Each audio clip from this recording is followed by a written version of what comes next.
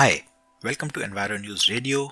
मैं हूं आपका होस्ट सुशांत और आज हम बात करेंगे पिछले एक हफ्ते के मेजर एनवायरमेंटल न्यूज़ और इवेंट्स के बारे में।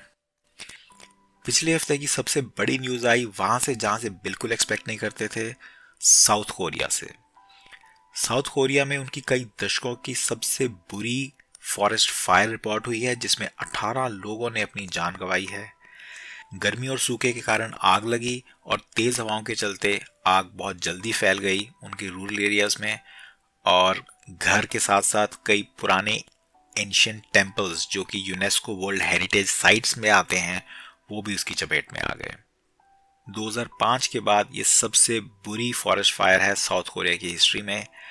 साउथ कोरिया की गवर्नमेंट ने स्टेट ऑफ इमरजेंसी डिक्लेयर की और मिलिट्री एड लगाई, पर तब तक काफ़ी घर, जंगल और कल्चरल लैंडमार्क्स बहुत बुरी तरह इम्पैक्ट हो चुके थे। ये जो क्राइसिस है ये ब्रॉडर ट्रेंड से काफ़ी ज़्यादा मेल खाता है। टेम्परेचर बढ़ने से आपका जंगल काफ़ी ड्राई हो जाता है और एक छोटी सी आग बहुत लार्ज स्केल पे आपको इम्पैक्ट कर सकती है।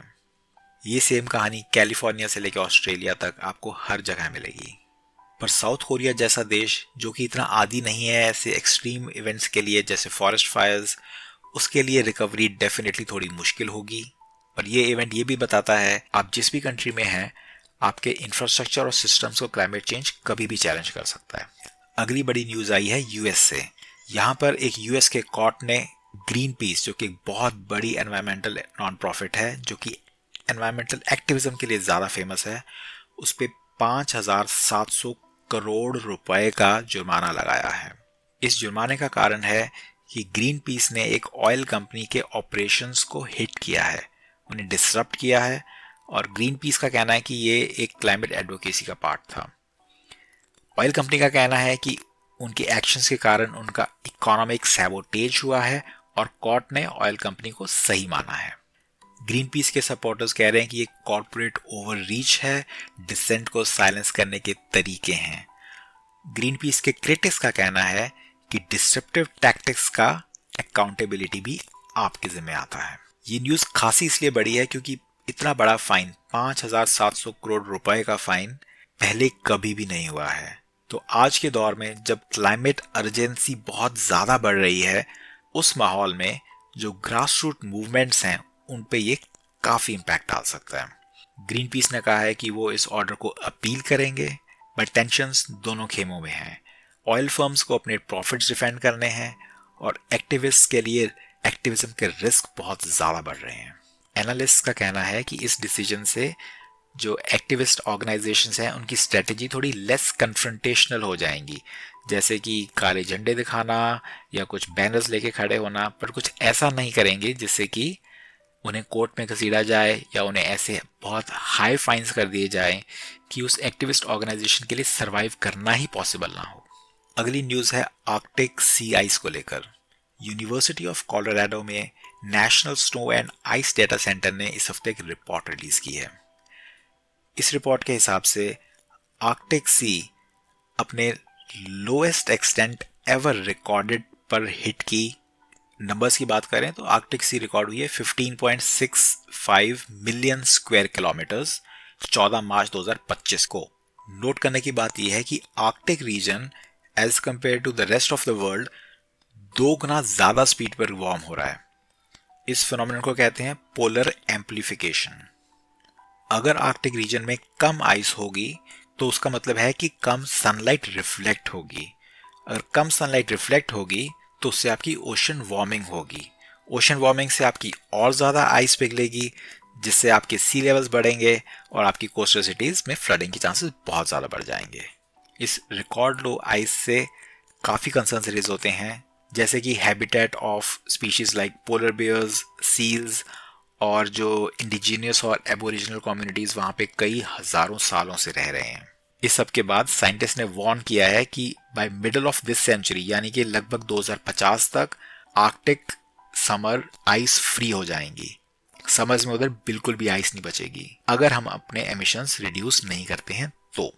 ये सारा एनालिसिस उन्होंने सैटेलाइट मॉनिटरिंग डेटा के थ्रू किया है और ये दिखाता है कि हमें क्लाइमेट एक्शन पर और ज़्यादा काम करने की ज़रूरत है, क्योंकि हम पेरिस एग्रीमेंट गोल्स पर ज़्यादा अच्छा काम नहीं कर रहे हैं। अगली न्यूज़ पिछली न्यूज़ से काफ़ी ज़्यादा रिलेटेड है। न्यूयॉर्क टाइम्स में इस हफ्ते रिपोर्ट हुआ है कि ग्लोबल सी आइस, जो कि आर्कटिक और एंटार्क्टिक रीजन्स को कंबाइन करके बनती है, वो हिस्टोरिक लोज हिट किया है 2025 में। और इस लो लेवल को हमने हिट किया है जो पिछली डेकेड जो थी 2015 से 2024 वाली, वो थी हॉटेस्ट डिकेड ऑन रिकॉर्ड, सबसे गर्म दशक। तो आर्कटिक में जहां विंटर आइस न्यू लोज को हिट की, उधर एंटार्क्टिक समर में उधर की आइस भी काफी ज्यादा कम पाई गई। कुछ टाइम पहले एक नैरेटिव आया था कि अभी स्टेबलाइज हो रहा है, बट नहीं, we are going downhill. Ice levels कम होने से आपकी कोस्टल सिटीज के साथ साथ आपकी मरीन लाइफ, जैसे कि पोलर बेयर जो कि आइस हैबिटेट्स पर डिपेंडेंट है, वो भी इम्पैक्ट होती है। क्लाइमेट साइंटिस्ट का कहना है कि अगर हमने ड्रास्टिकली अपने कार्बन एमिशंस रिड्यूस नहीं किए तो हम एक इरिवर्सिबल चेंज की ओर चले जाएंगे। सॉल्यूशंस के तौर पर रिपोर्ट का कहना है कि हमें रिन्यूएबल एनर्जी की ओर ट्रांजिशन करना चाहिए और रिफॉरेस्टेशन में इन्वेस्ट करना चाहिए। ये एक रिमाइंडर है कि हमें ग्लोबल वार्मिंग पर जो काम करना है उसकी विंडो है वो बहुत ज़्यादा तेज स्पीड पर छोटी होती जा रही है। अगली न्यूज़ है पीटलैंड्स को लेकर। इससे पहले कि मैं इस न्यूज़ पर आऊं, एक सिंपल भाषा में समझ लेते हैं कि पीटलैंड्स एक्चुअली होते क्या हैं। घास और झाड़ियां जब मर जाती हैं तो वो डिके होना शुरू हो जाती हैं, जो कि बहुत नॉर्मल प्रोसेस है। पर जब ये घास और झाड़ियां वेटलैंड्स के अंदर डिके होती हैं तो पानी के कारण इनका सड़ने की स्पीड बहुत ज़्यादा धीरे हो जाती है।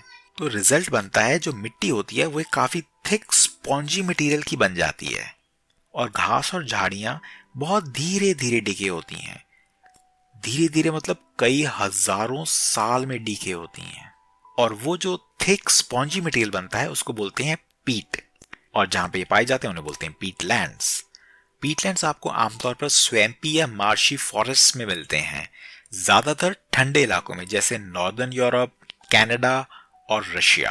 अच्छी बात यह है कि ये बहुत ज्यादा पानी अपने अंदर होल्ड कर लेते हैं, तो आसपास के इलाकों में अगर फ्लड जैसी सिचुएशन आती है तो ये उस सारे पानी को अपने अंदर एब्जॉर्ब कर लेते हैं।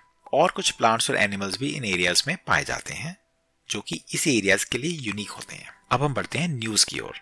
नेचर क्लाइमेट चेंज नाम के एक जर्नल में पीटलैंड्स पर एक प्रिडिक्टिव मॉडल पब्लिश हुआ है। इस मॉडल में ये पता चला है कि जितना भी फ्यूचर में कार्बन एमिशंस होने वाले हैं उसका 14% पीटलैंड्स अपने में एब्जॉर्ब कर सकते हैं। अब आप सोचोगे कि अगर पीटलैंड्स 14% एब्जॉर्ब कर सकते हैं तो ये तो बहुत ज्यादा एरिया में फैले होंगे। ऐसा नहीं है, ग्लोबली सिर्फ 3% एरिया में ही पीटलैंड्स पाए जाते हैं। इसे ध्यान से सुनना, ये बहुत इंपॉर्टेंट है। भले ही पीटलैंड्स पूरी अर्थ के 3% एरिया में हैं, पर इस 3% एरिया के अंदर पूरे वर्ल्ड का टोटल फॉरेस्ट में जितना कार्बन है उसका 2 गुना पीटलैंड्स के अंदर है।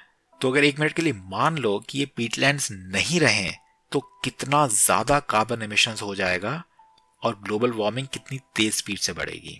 पर अब कहानी में आता है एक ट्विस्ट। क्योंकि ग्लोबल वार्मिंग हो रही है, टेम्परेचर्स बढ़ रहे हैं, तो पीटलैंड्स के अंदर जो माइक्रो एल्गी है इसका ग्रोथ बढ़ जाएगा, जिससे कि ये और ज्यादा कार्बन अपने अंदर एब्जॉर्ब कर पाएंगे। तो ये एक छोटी सी होप है जो कि इतनी क्लाइमेट ग्लूम के अंदर हम जी रहे हैं कि पीटलैंड्स हमारा कार्बन एब्जॉर्ब कर पाएंगे। पर कहानी में आता है एक और ट्विस्ट। इसमें कोई डाउट नहीं है कि पीटलैंड्स बहुत ज़्यादा कार्बन अपने अंदर एब्जॉर्ब करते हैं और वो और भी ज़्यादा कर सकते हैं, पर पीटलैंड्स पर भी काफ़ी ज़्यादा थ्रेट्स हैं, एग्रीकल्चर और माइनिंग। शॉर्ट टर्म गेन्स के लिए अगर जो हमारा जो एग्जिस्टिंग पीटलैंड है अगर हम उसे प्रोटेक्ट नहीं करेंगे और वहां पर जाके एग्रीकल्चर और माइनिंग करेंगे तो जो कार्बन पहले से उन्होंने इतने हजारों सालों से एब्जॉर्ब किया हुआ है वो सारा एटमॉस्फेयर में आ जाएगा। तो पीटलैंड्स को रिस्टोर करना कार्बन के एंगल से और बायोडाइवर्सिटी के एंगल से दोनों से इंपॉर्टेंट है। इस पेपर में ऑथर्स ने सजेस्ट किया है कि हमें ग्लोबल कंजर्वेशन एफर्ट्स लाने होंगे पीटलैंड्स को प्रोटेक्ट करने के लिए और उनको रिवेट करने के लिए, स्पेशली यूरोप और साउथ ईस्ट एशिया में। और पॉलिसी मेकर्स को शॉर्ट टर्म गेन्स की जगह लॉन्ग टर्म पीटलैंड कंजर्वेशन और प्रिजर्वेशन की जरूरत है। नेचर हमें बहुत से टूल्स देती है, बट ये हम ह्यूमंस की रिस्पॉन्सिबिलिटी बनती है कि हम उन टूल्स को सही से यूज करें और उनकी केयर भी करें। अगली न्यूज़ है यूनाइटेड नेशंस के जेनेवा से। 29 मार्च को एक यूएन में कॉन्फ्रेंस हुई है। इस यूएन कॉन्फ्रेंस में 100 देशों ने मिलकर एग्री किया है कि जो भी टॉक्सिक सब्सटेंसेस हैं जैसे कि हैवी मेटल्स, उन्हें वो फेज आउट करेंगे। इससे पोल्यूशन और हेल्थ रिस्क्स दोनों कम होंगे। ये न्यू केमिकल्स फ्रेमवर्क एक रिस्पॉन्स है साइंटिफिक एविडेंस को लेकर कि जब आपके केमिकल्स आपकी नदियों और एग्रीकल्चर लैंड में एंटर कर जाते हैं तो आपकी बायोडाइवर्सिटी को बहुत ज़्यादा इम्पैक्ट होता है। कुछ टाइम से नेगोशिएशंस चल रहे थे, कुछ इंडस्ट्री हैवी स्टेट्स ने पुश बैक किया, बट फाइनली कॉम्प्रोमाइज हो गया। नोट करने की बात यह है कि इसकी एनफोर्समेंट वॉलंटरी है, कोई बाइंडिंग रूल्स टारगेट्स नहीं हैं। तो बढ़ते हैं आज की लास्ट न्यूज़ पर, जो कि है बटरफ्लाइज, तितलियों को लेकर। पिछले हफ्ते नेचर इकोलॉजी एंड एवोल्यूशन नाम के जर्नल में एक स्टडी पब्लिश हुई बटरफ्लाइज को लेकर। इस स्टडी में इन्होंने 12,000 बटरफ्लाई स्पीशीज के डिस्ट्रीब्यूशन, यानी कि वो कहाँ कहाँ पर पाए जाते हैं ऑल ओवर द वर्ल्ड, उसको एनालाइज किया। रिजल्ट्स में आया कि 2/3 2/3 of the butterfly species mountains में रहते हैं। बट इसके साथ एक वार्निंग भी है। वार्निंग ये है कि बटरफ्लाइज के जो हॉट स्पॉट्स हैं बिकॉज ऑफ ग्लोबल वार्मिंग, वो उनके सेफ हेवन से वो बन जाएंगे उनके ग्रेवयार्ड्स। जितने भी बटरफ्लाई के बायोडाइवर्सिटी हॉटस्पॉट्स हैं उसके 1/3 बिकॉज ऑफ ग्लोबल वार्मिंग अगले 45 साल यानी कि 2070 तक उनके रहने के लायक नहीं रहेंगे। इस एनालिसिस में 2 सिनेरियोज हैं।